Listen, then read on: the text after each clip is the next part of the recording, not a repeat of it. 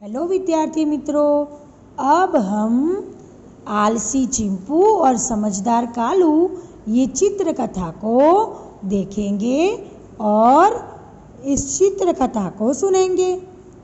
चिंपू बंदर और कालू कौआ दो मित्र थे। दोनों जंगल में रहते थे। एक दिन वे खेल कूद कर अपने अपने घर जा रहे थे कि अचानक बारिश होने लगी।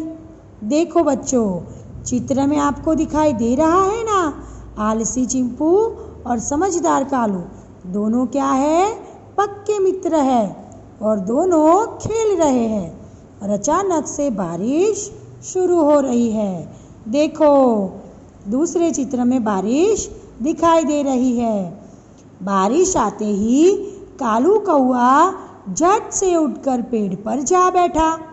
वह चिंपू बंदर को बारिश से बचने के लिए बुलाने लगा, लेकिन चिंपू बहुत आलसी था। वह पेड़ पर चढ़ना भी नहीं चाहता था। देखो विद्यार्थी मित्रों, यहाँ पे चिंपू बहुत ही ज़्यादा आलसी है। उसको कुछ काम करना अच्छा नहीं लगता।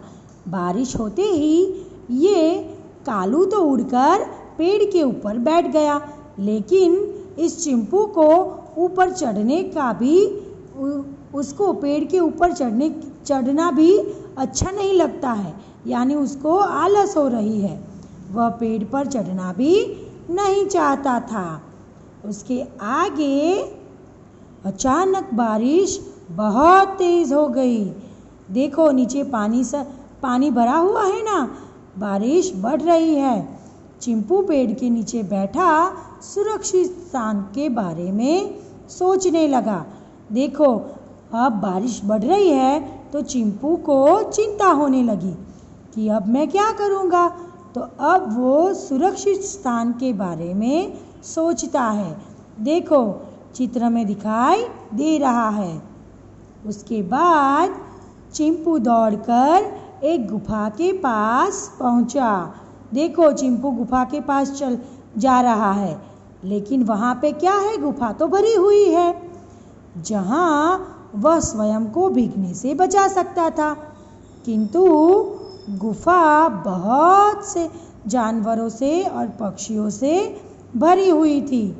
बच्चों, आपको दिखाई दे रहा है ना, देखो वो गुफा के पास तो गया, लेकिन गुफा में तो बहुत सारे जानवर पहले से मौजूद थे। अब फिर वह दूसरी गुफा की ओर दौड़ा, किंतु वहाँ भी उसे जगह नहीं मिली। देखो, अब वो दूसरी गुफा में भी गया तो वहाँ पे भी गुफा में बहुत सारे जानवर थे। अब बारिश और तेज़ हो गई थी। शाम हो गई थी। अंधेरा बढ़ रहा था। बादल गरज रहा था और बिजली चमक रही थी। चिंपू को डर लगने लगा। चिंपू इधर उधर दौड़ा और कहीं भी जगह न मिलने के कारण वह उदास होकर पेड़ के नीचे बैठ गया।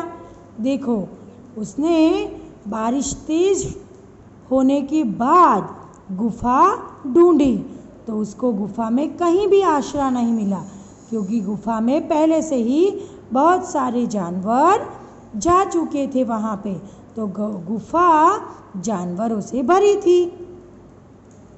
चिंपू सोचने लगा कि यदि मैं पहले ही अपने लिए छिपने का स्थान ढूंढ लेता तो इस तरह भीगना न पड़ता। मैंने समय पर अपने लिए कुछ नहीं किया, जिसकी वजह से मेरी यह दशा हुई है। देखो, जब बारिश शुरू हुई तो कालू कौआ तो ऊपर बैठ गया था, तब वो नीचे बैठा रहा। उस टाइम उसने अगर गुफा में ढूंढा होता तो उसको गुफा में जगह मिल गई होगी।